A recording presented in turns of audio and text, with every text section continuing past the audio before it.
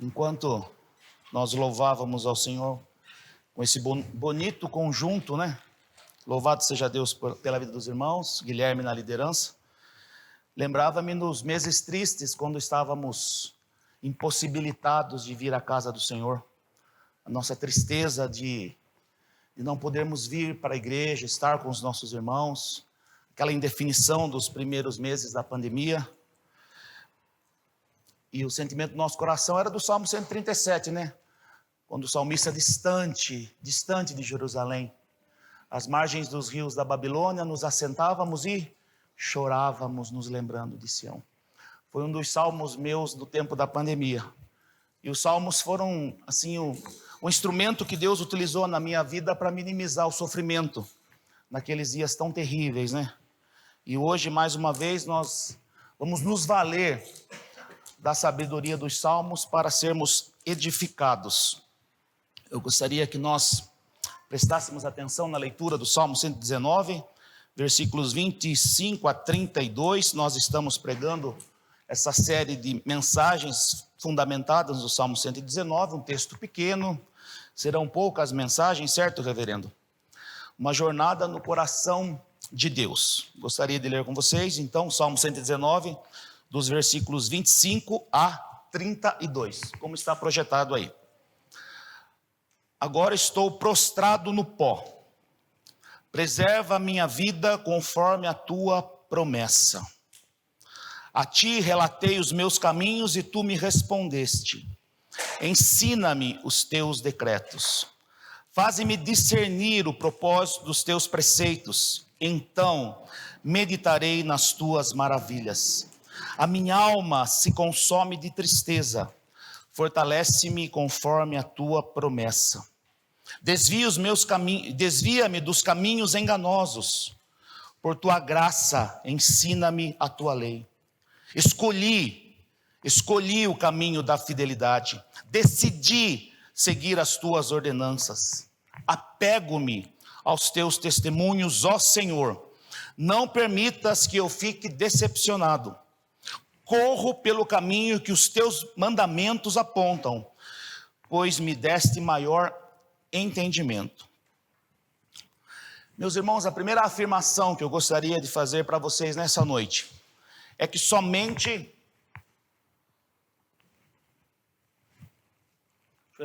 Daqui a pouco eu e o Vinícius entramos em sintonia. Ele está acostumado com o pastor levanta a cabeça, ele já sabe, sem problema. Somente através do conhecimento de Deus e da sua palavra, podemos conhecer a realidade e enfrentá-la. Então, somente através do conhecimento de Deus é que nós podemos conhecer a realidade. Mas, presbítero, e aqueles que não têm Deus? Pois é, eles não têm uma compreensão correta da realidade.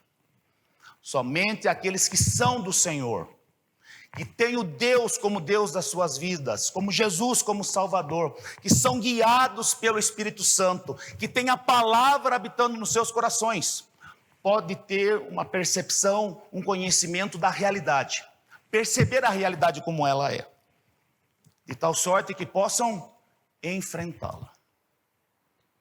Irmãos, às vezes e muitas vezes, nós, como povo de Deus, nos acovardamos, nos calamos diante dos problemas, diante das injustiças, diante das mazelas da nossa sociedade.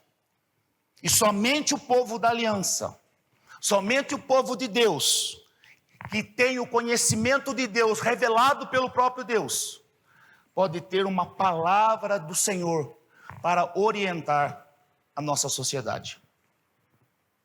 O mundo caminha a passos largos numa eternidade sem Deus e sem o conhecimento de Deus, porque muitas vezes nós, enquanto povo da aliança, nos omitimos.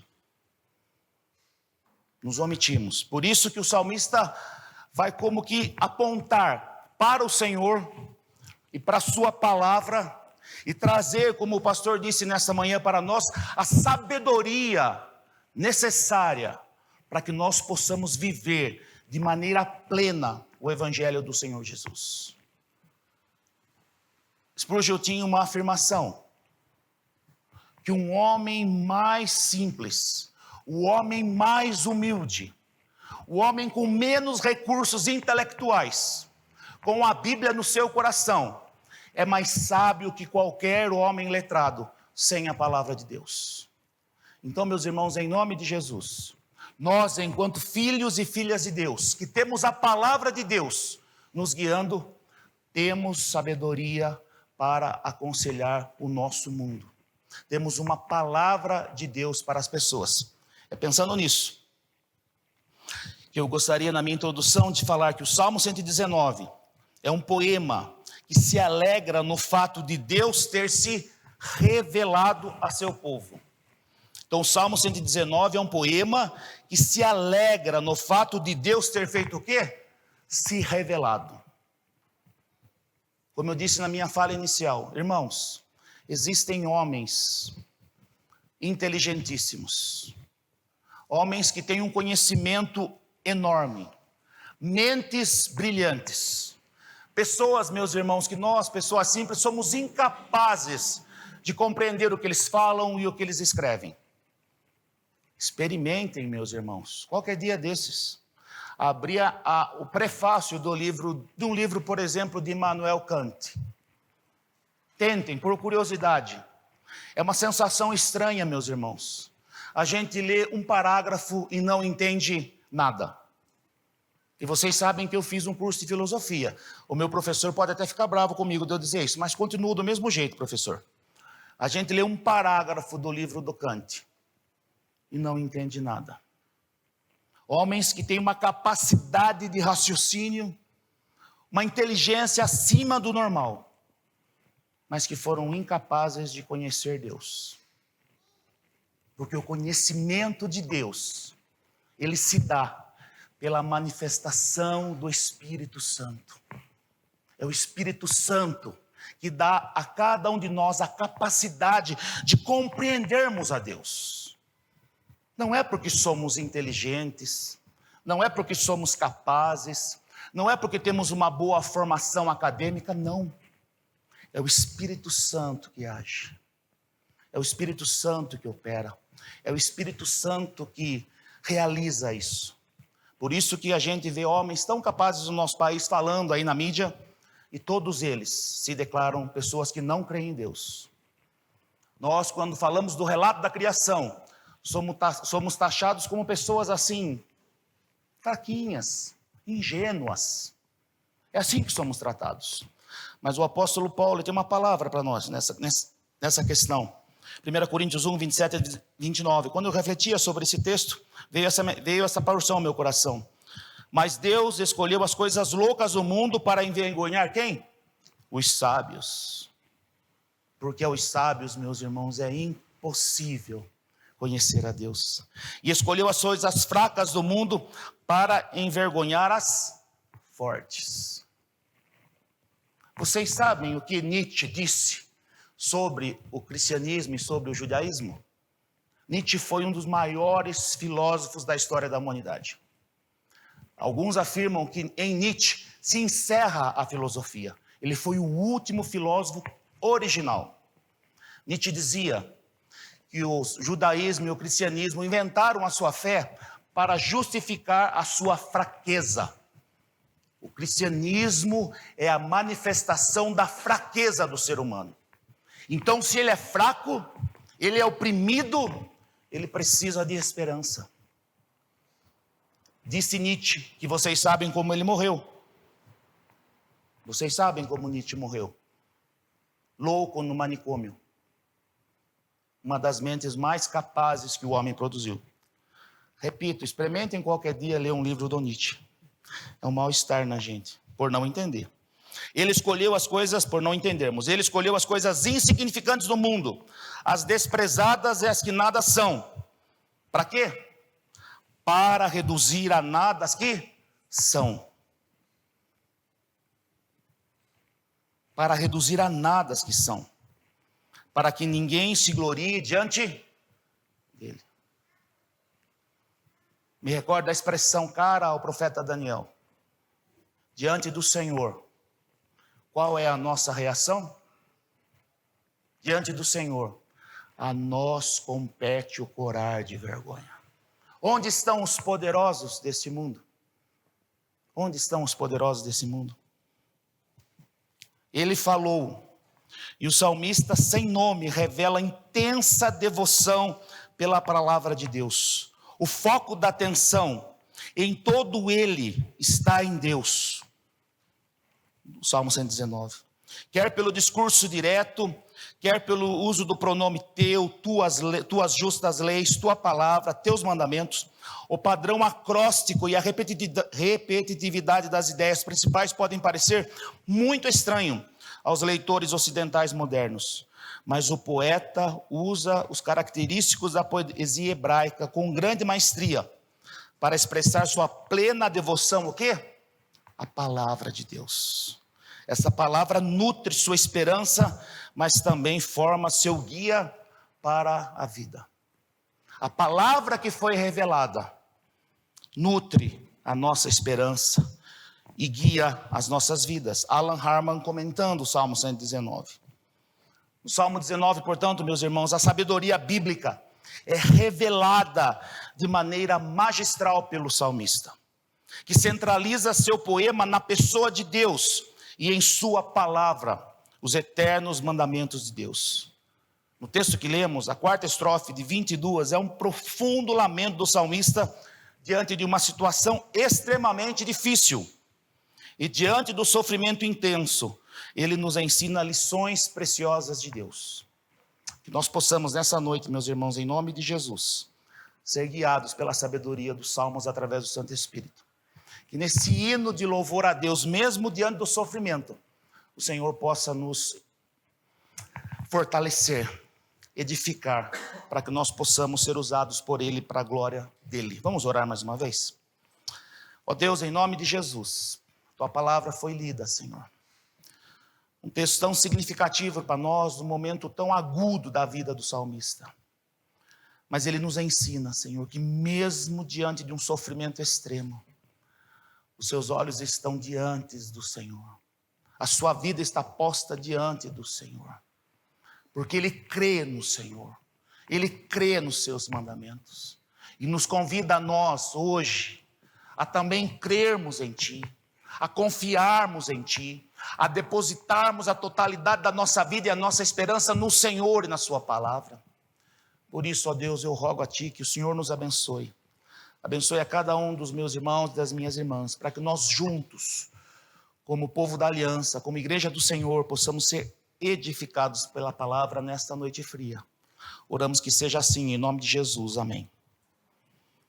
Meus irmãos, o que podemos aprender com o texto lido é que a oração, então, na experiência do salmista e na nossa, nasce no encontro do nosso sofrimento com a palavra de Deus. Versículos 25 e 26 nos diz o seguinte: agora estou prostrado no pó. Estou prostrado no pó. Eu estou numa situação tal que a única percepção que tenho é a da morte. É uma situação limite. É uma situação na qual o salmista não tem em si mesmo condições para sair. Preserva a minha vida conforme a tua promessa. A ti relatei os meus caminhos e tu me respondeste. Ensina-me os teus decretos. Uma palavra de alerta, meus irmãos. Uma palavra de alerta. Cuidado, meus irmãos, minhas irmãs, com as falsas promessas das cidades dos homens.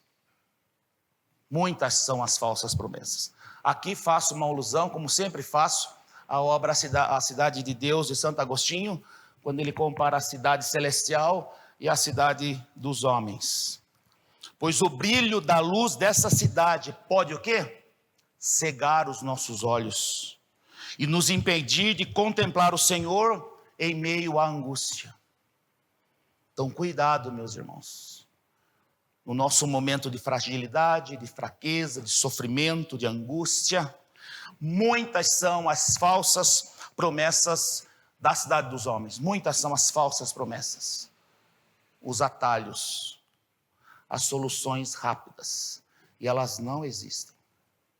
A experiência do salmista é essa longa obediência no Senhor. Pois o brilho da cidade pode cegar os nossos olhos e nos impedir do quê? De contemplar o Senhor em meio à angústia.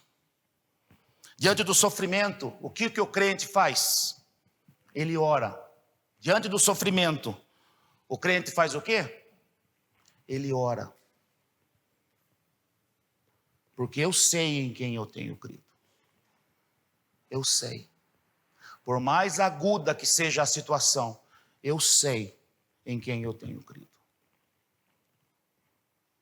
O Senhor não prometeu para nós uma vida fácil, meus irmãos.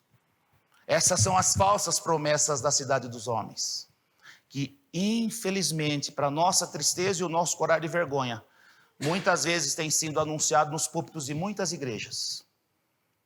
As falsas promessas da cidade dos homens. Diante do sofrimento, o crente ora aí, reconhece sua dor, reconhece a sua fragilidade. Não somos supercrentes.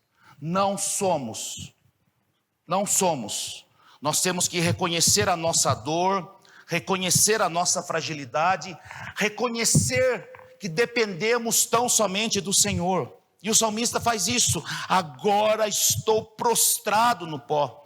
Isto é, está numa situação limite em que nada pode fazer, como que diante da morte. O Senhor se vale disso, meus irmãos, muitas vezes, dessa pedagogia do sofrimento. Quando somos levados a situações limites, em que nós nada podemos fazer, e nós precisamos disso. Nós somos orgulhosos, meus irmãos. Nós nos achamos fortes. Nós nos achamos capazes. Nós achamos que nós damos conta de tudo. Ledo engano. E o Senhor precisa nos colocar em situações como essa. Situações limite. Em que nós nada podemos fazer senão o quê? Nos quedarmos diante de Deus. O povo de Israel sempre foi um povo muito orgulhoso. Deus concedeu muitas coisas boas para aquele povo. Uma inteligência acima da média, talento acima da média, capacidade de empreender acima da média. O Espírito do Senhor estava com eles. E quantas foram as vezes que o Senhor precisou levar aquele povo a uma situação de total dependência. De total dependência. Vocês se recordam bem na narrativa da saída do cativeiro, da saída do Egito? Quando o povo se coloca em frente ao Mar Vermelho, vocês se lembram dessa situação? Vocês se lembram disso? Cadeias montanhosas à direita e à esquerda. À frente deles o quê? O mar. E nas costas? E nas costas?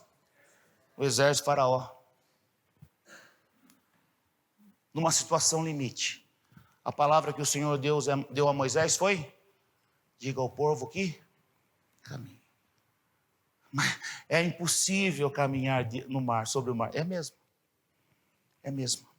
Nessas situações limites que somos levados a compreender que dependemos do Senhor para tudo. Laços de morte me cercaram, e angústias do inferno se apoderaram de mim. Caí em tribulação e tristeza. Salmo 116, versículo 3. Falando um pouco dessa experiência limite de sofrimento e a proximidade da morte. Laços de morte me cercaram, e angústias do inferno se apoderaram de mim. Caí em tribulação e tristeza. Nós precisamos reconhecer quando estamos vivendo uma situação dessa. Nós não damos conta. Nós não somos tão fortes como imaginamos. Nós temos medo. Nós precisamos reconhecer a nossa fragilidade. Nós precisamos. Para mim, meus irmãos, particularmente é muito difícil fazer isso. Aquele momento, pegamos Tiago, né? Pecado confessado é pecado perdoado. É muito difícil, meus irmãos, porque nós temos necessidade de ter controle, de ter a vida na nossa mão. Por isso nós trabalhamos um pouco mais, estudamos um pouco mais, nos esforçamos um pouco mais, para que a gente não precise depender de nada. E o orgulho toma conta do nosso coração, porque nós nos achamos capazes. O perigo de acharmos que somos capazes para tudo, e não. Diante do sofrimento, nós temos que reconhecer a nossa fragilidade. Como o salmista fez, laços de morte me cercaram, e angústias do inferno se apoderaram diante de mim. Caí em tribulação e tristeza. Diante do sofrimento, o crente ora aí, busca forças onde? Busca forças onde? Nas promessas de Deus. Pois todos nós, meus irmãos, todos os crentes, em todos os tempos, já experimentaram do amor cuidadoso de Deus. Nós nos lembramos daquilo que Deus já fez. Nós somos testemunhas fiéis do amor de Deus. E é isso que nós trazemos na nossa memória, nesses momentos de aflição. Que o Senhor já fez. O Senhor já cuidou. O Senhor já amparou. Nós podemos, os irmãos mais velhos aqui, um pouco mais que eu, poderiam vir aqui à frente agora e passar horas contando daquilo que o Senhor, que os olhos deles já contemplaram do cuidado de Deus. Do cuidado de Deus. Preserva a minha vida conforme a tua promessa. Diante do sofrimento, eu busco o Senhor, eu reconheço a minha fragilidade, mas eu deposito toda a minha esperança nas promessas de Deus, na palavra de Deus, no conforto da palavra de Deus. Todos nós, meus irmãos, todos nós, em tempos diferentes, enfrentaremos o último obstáculo da nossa existência. Todos nós um dia estaremos diante da morte. Carlos Drummond de Andrade foi poético ao falar da sua companheira, da sua velha amiga. Então todos nós iremos enfrentar isso. E nesse momento final, qual será a nossa esperança? No que nós nos firmaremos? Nos firmaremos no fato de que quantos irmãos queridos no passado passaram por isso e testemunharam para a igreja o que é viver corandeu, como eu disse de manhã, viver na presença de Deus. Testemunho de santos homens do passado que diante da morte a enfrentaram de maneira serena. A graça que nos alcançou lá no começo da nossa trajetória, a graça que tem nos sustentado durante todas as nossas vidas, será ela que nos levará ao encontro do nosso Senhor. Esse é o meu consolo no meu sofrimento. A tua promessa dá-me o quê? Vida. Diante da palavra de Deus, então, meus irmãos, o crente examina-se se sua vida, estamos juntos aqui, né? Examina-se se sua vida está em conformidade com a lei do Senhor. É momento de checar. A situação de sofrimento nos conduz a isso, a checarmos a nossa vida, a refletirmos sobre ela. Se estamos andando nos retos caminhos do Senhor, ou temos feito opções pelos atalhos, pelos sinais que a cidade dos homens nos apontam, os caminhos tortuosos. A ti relatei os meus caminhos e tu me respondeste. Versículo 26a. E me recordo, meus irmãos, do Salmo 139, 23 e 24. Quando o salmista ora, sonda-me, ó Deus, sonda-me, ó Deus. Esse momento de examinarmos a nossa vida diante de Deus, sonda-me, ó Deus, e conhece o quê? O meu coração. Irmãos queridos, em nome de Jesus, nós podemos até disfarçar, nós podemos fingir, nós podemos fazer cara de paisagem, mas o nosso Deus conhece o nosso coração. O nosso Deus conhece-nos melhor do que nós mesmos. Conhece o meu coração, prova-me. e conhece as minhas inquietações. Vê se em minha conduta algo que te ofende e dirige-me pelo caminho eterno. O Salmo 119 nos leva a essa experiência do salmista diante do sofrimento, diante da palavra de Deus. E é tempo de fazermos o quê? Examinarmos a nossa vida, examinarmos os nossos caminhos. Quais caminhos nós temos trilhado? Quais caminhos nós temos trilhado? Qual vida nós temos escolhido para nós? Qual vida? Diante da palavra de Deus, o crente faz o quê então? Confessa sua submissão aos mandamentos de Deus e clama por sabedoria. Ensina-me os teus decretos. Nós temos que nos submeter à palavra de Deus. E às vezes é difícil para nós, às vezes é doloroso para nós, nos curvarmos diante da palavra de Deus e aquilo que Deus está nos falando. É difícil. Nós somos, meus irmãos, à luz do que foi o povo de Israel, nós também somos um povo de dura serviço. Nós somos pessoas difíceis. Mas nós temos que confessar submissão à palavra de Deus. É o Senhor que está fazendo o quê? Revelando a nós. Ele está revelando, Ele está nos ensinando, e nós estamos recebendo, mediados pela ação do Espírito Santo, aquilo que Deus está nos ensinando, que Deus está falando. E a nossa resposta é clamar por sabedoria, como com muita propriedade o pastor nos ensinou nessa manhã. O Salmo 119 quer nos instruir com a sabedoria de Deus, com a sabedoria da palavra de Deus. Faz-me discernir o propósito dos teus preceitos. Faz-me compreender o porquê. Faz-me compreender o porquê disso, Senhor. O propósito dos teus preceitos. Então meditarei nas tuas maravilhas. E a minha resposta é essa, adoração. Deuteronômio 8:3 nos ensina isso. Para mostrar-lhes que nem só de pão viverá o homem. Vocês se recordam que o Senhor Jesus se valeu dessa sabedoria no seu período de tentação. Nem só de pão viverá o homem, mas do quê? Mas de toda palavra que procede da boca de Deus. Submissão à palavra de Deus. Submissão aos mandamentos de Deus. Submissão às ordenanças de Deus. Porque nem só de pão viverá o homem, mas de toda a palavra que procede da boca de Deus. Segundo ponto, o sofrimento revela a nossa confiança na palavra de Deus.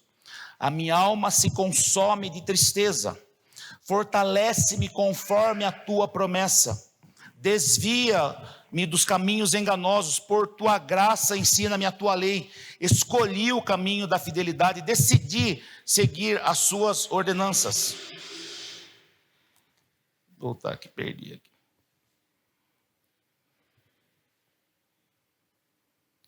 Uma palavra de alerta. Mais uma. A aflição pode fazer o quê?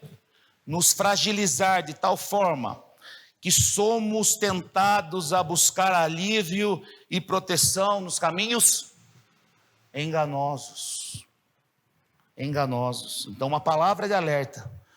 A aflição pode nos fragilizar de tal forma que somos tentados a buscar alívio e proteção nos caminhos enganosos. E aqui, meus irmãos, entra de maneira assim, de maneira determinante, a importância da comunidade de fé. Um crente jamais pode se sentir só. Um crente, um cristão, jamais pode se sentir só. A comunidade deve ser esse ambiente propício, necessário, para que nós possamos buscar o quê? Proteção, cuidado, amor. Porque se nós não encontrarmos isso, em nossa comunidade as muitas opções que temos hoje em nossa cultura. Então, a aflição pode nos fragilizar. Por isso, a necessidade de cuidarmos uns dos outros, de orarmos uns pelos outros, de cuidarmos, meus irmãos, uns dos outros. A aprovação concebida pelo sofrimento evidencia o valor da nossa fé, revelada em nossas escolhas. Então, a aprovação concebida pelo sofrimento evidencia o quê? O valor da nossa fé, revelada em nossas escolhas. Os caminhos enganosos se apresentam diante de nós constantemente. Constantemente buscam fragilizar a nossa fé. Por isso a oração do salmista: desvia-nos dos caminhos enganosos. Então os caminhos enganosos se apresentam diante de nós constantemente. Constantemente. E buscam fragilizar a nossa fé. O cristão verdadeiro, meus irmãos, mesmo diante de situações extremas, deposita toda a sua confiança e esperança em Deus. E como o salmista afirma, escolhi o caminho da fidelidade. Diante das falsas promessas da cidade dos homens, qual deve ser a nossa escolha? Escolhi qual caminho? O caminho da fidelidade. Sem atalhos, sem fórmulas prontas, sem benefício próprio. Escolhi qual? O caminho da felicidade. E aqui a nossa responsabilidade. Nós temos uma responsabilidade diante de Deus e diante de nós mesmos e dos nossos. Escolhi o caminho da fidelidade. Decidi o quê? Fiz a minha escolha.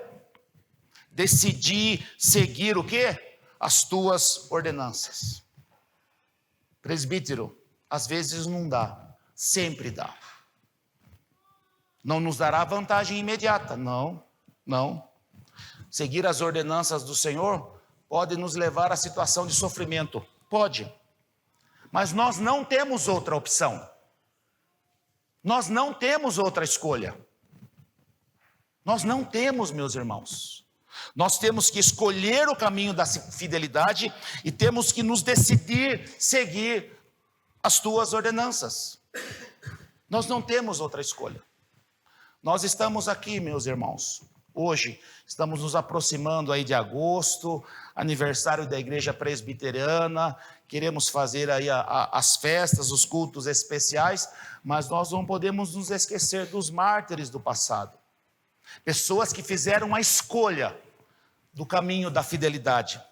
Pessoas que decidiram seguir as ordenanças de Deus, como o nosso primeiro missionário, Samuel Ashbel Green Simonton, que fez a escolha de pregar o evangelho, que fez a escolha de enfrentar a febre amarela, que fez a escolha de entregar a sua vida.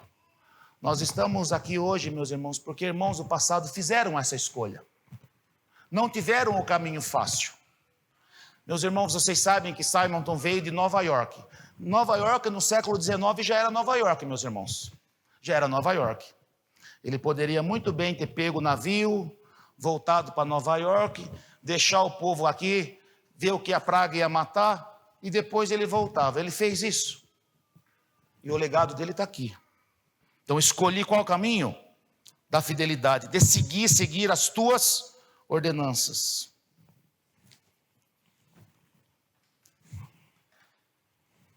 O conforto da palavra de Deus fortalece o crente em meio ao sofrimento. Então, o conforto da palavra de Deus fortalece o crente em meio ao sofrimento, pois aponta para Deus e seu amor incondicional para seu povo escolhido e amado em Jesus Cristo. O conforto da palavra de Deus fortalece o crente em meio ao sofrimento. Mas é o conforto do quê? Da palavra de Deus. Então, o crente sincero, o crente que ama o Senhor, ele confessa o quê? a palavra de Deus. E para confessar a palavra de Deus em meio ao sofrimento, ele faz o quê? Dá um Google, né? Versículos para momento de sofrimento. Hein? É assim? O crente cheio do Espírito Santo, no momento do sofrimento, faz o quê, Adalto, que está rindo aqui?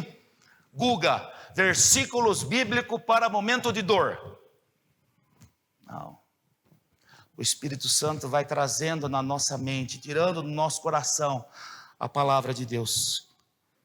Então nós precisamos alimentar-nos da palavra de Deus, para termos força para esse tempo do sofrimento. Romanos 8, 18, 38 a 39, nos diz assim: porque para mim tenho por certo que os sofrimentos do tempo presente, nós temos que orar essa passagem, meus irmãos, nós temos que orar. Então você tem que saber que ela existe. Porque para mim tenho por certo que os sofrimentos do tempo presente não podem ser comparados com a glória a ser revelada em nós. Paulo está apontando para quê? Para a eternidade. Para a cidade de Deus. Para a cidade que tem fundamentos. Para a cidade que foi edificada por Deus. Porque eu estou bem certo, diz Paulo, que nem a morte, nem a vida, nem os anjos e nem os principados, nem as coisas do presente e nem do porvir, nem os poderes, e vai num crescente, e nem altura, e nem profundidade, e nem qualquer outra criatura pode o quê? Nos separar do amor de Deus que está em Cristo Jesus, o nosso Senhor. Essa a nossa declaração diante das situações de sofrimento. Nada pode nos separar do amor do nosso Deus, nem o câncer terminal, nada, nem uma doença incurável, nada. No sofrimento, meus irmãos, portanto, temos a nossa esperança fortalecida no Senhor e em sua palavra. Qual a consequência então disso? Apego-me, versículos 31 e 32, para já irmos concluindo. Apego-me aos teus testemunhos, ó Senhor. Não permitas que eu fique decepcionado. Corro pelo caminho que os teus mandamentos apontam, pois me deste maior entendimento. Pois me deste o quê? Clareza, compreensão, expansão do coração. Um termo meio aí, mais pentecostal. O sofrimento, portanto, meus irmãos, é incapaz de tirar a nossa esperança em Deus. Mas quando? Quando estamos, mesmo em meio à aflição, alicerçados nos fundamentos da palavra de Deus. Então o sofrimento é incapaz de tirar a nossa esperança em Deus. Quando estamos, mesmo em meio à dor, à aflição, situações limítrofes, alicerçados nos fundamentos da palavra que foi dada a nós, revelada a nós, que o Espírito Santo colocou em nosso coração. A decepção, portanto, nasce, meus irmãos, em nosso coração, quando nós nos esquecemos das promessas de Deus. Isso é tema de best-seller evangélico, Decepcionado com Deus, Philip Yancey. Podem dar uma googada lá depois. Mas a decepção nasce em nossos corações, quando nós nos esquecemos das promessas de Deus. Não permitas que eu fique o quê? O salmista ora o quê? Não permitas que eu fique decepcionado. Não permita que a minha fé seja tão pequena e frágil, de tal sorte, que eu venha a decepcionar-me com o Senhor. No momento do sofrimento, a mente, o coração de um crente sincero, ele contempla o quê? O sofrimento maior do Senhor Jesus, que sofreu por nós, para que nós pudéssemos ter a esperança. Ele sim, sofreu de verdade. Ele sim andou pelo vale da sombra da morte só, para que nós pudéssemos atravessar o vale da sombra da morte com Ele. Nós não estaremos sós no nosso momento final. O Senhor Jesus estará conosco. As esperanças não serão frustradas, portanto, se houver uma confiança inabalável no Senhor e em sua palavra. Eu corro pelos caminhos que os teus mandamentos apontam. Eu corro. Eu uso toda a minha força, todo o meu vigor. Para quê? Para obedecer o Senhor, para seguir os caminhos que os seus mandamentos apontam. Não os meus caminhos, como nos diz o profeta Isaías, mas os teus caminhos, os caminhos do Senhor. Não os nossos caminhos, aqueles caminhos da vida fácil, dos atalhos, das fórmulas prontas, como o El gosta de afirmar, dos coaches. Não nas falsas esperanças. Nós corremos nos caminhos que os mandamentos do Senhor apontam. E já finalizando, meus irmãos, para nós orarmos e refletirmos, refletir e praticar. Separei Provérbios 4, 10 e 12, para nós levarmos o nosso coração. Ouve, filho meu, e aceita as minhas palavras. É isso que o salmista está nos ensinando. Ouve, filho meu, e aceita as minhas palavras, os meus mandamentos, os meus decretos. E te multiplicarão o quê? Os anos de vida. E se te multiplicarão os anos de vida. No caminho da sabedoria, o quê? Te ensinei, e pelas veredas da retidão te fiz andar. Qual é a nossa oração enquanto estamos meditando sobre o Salmo 119? Qual é a nossa oração? É orar e pedir que Deus nos conceda sabedoria para trilharmos esse caminho, para andarmos pelas veredas da retidão, e andando por elas, não se embaçarão os teus passos. É firmeza. É firmeza, é convicção, é certeza. Se correres, não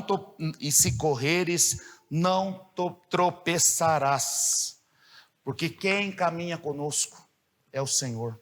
Nesse caminho, meus irmãos, no caminho da sabedoria, no caminho da palavra de Deus, no caminho que nós escolhemos e decidimos, que nos dá sabedoria, nós não estamos sozinhos.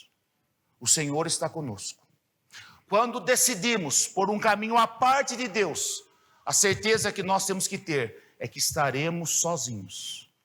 Então essa escolha que o salmista nos ensina nesta noite, no sofrimento. Qual é a escolha no sofrimento? Andarmos com o Senhor, sermos consolados e guiados por Ele, ou fazermos a escolha de um caminho mais fácil, mas sem o Senhor? O melhor lugar que um crente pode estar é na presença de Deus. Qualquer outra opção é uma opção à parte e que vai gerar sim um sofrimento eterno. Que o Senhor nos abençoe, em nome de Jesus. Queridos irmãos, estamos encerrando o nosso encontro. Espero que Jesus tenha falado ao teu coração nessa noite, que você possa olhar para essa palavra e não somente ouvir essa palavra, mas praticar essa palavra, colocar ela dia após dia na prática. Esse é o meu desejo para você. Vamos nos colocar em pé, fazer nossa última oração. Pai, nós queremos te agradecer, ó Deus, por tudo que o Senhor fez nessa noite em nós, através da ação do teu Santo Espírito, Senhor. Nós queremos te agradecer, ó Deus, porque neste dia, um dia separado para o Senhor, para a adoração do teu nome, o Senhor tem visitado a tua igreja, Pai, através da tua palavra. Que os nossos corações, ó Deus, estejam atentos ao Senhor, atento àquilo que o Senhor está dizendo, ó Deus. Que exista sensibilidade da nossa parte para ouvir ao Senhor, e não somente ouvir, ó Deus, mas obedecer, ó Deus. Que a tua igreja possa ser encontrada fiel, ó Pai, nesses últimos dias. Esse é o nosso desejo, Senhor. A nossa oração é: Maranata, vem Senhor Jesus. Nós almejamos, ó Pai, a tua glória, Senhor. Enche-nos, Santo Espírito de Deus, com a tua presença. Guarda-nos, Senhor. Agora, irmãos, que a graça de nosso Senhor e Salvador Jesus Cristo, o amor de nosso Deus e Pai, o consolo, o conselho, o poder e a ação do Santo Espírito de Deus estejam sobre vocês agora e pelos séculos dos séculos. Amém. Uma excelente semana na graça e no poder de Cristo Jesus. Deus os abençoe.